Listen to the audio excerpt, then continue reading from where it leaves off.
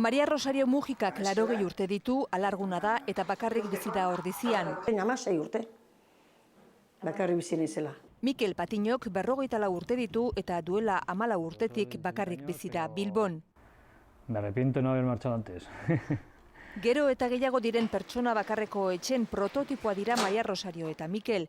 Euskadin etxeen 126 dira. Estatuan 3. erkidegoa Asturias eta Gaztela eta Leonen atzetik. Bakarrik bizitzea aukeratu egin dute eta ez dute besterik nahi. Ni gustu nau. Ni ne kapritxozko lanak egiten ditut eta ni nahi dean egiten dut. Errespetoki, baina nahi dean egiten dut. Pues tira las zapatillas por donde quieras, pues... Ordenagailua, puntua, lagun artea, Maria Rosariok ez du aspertzeko denborarik, ez da bakardadea sentitzeko astirik ere. Ez, zertako ez. Arrisku bakarra, Que te guste y al final te acostumbres.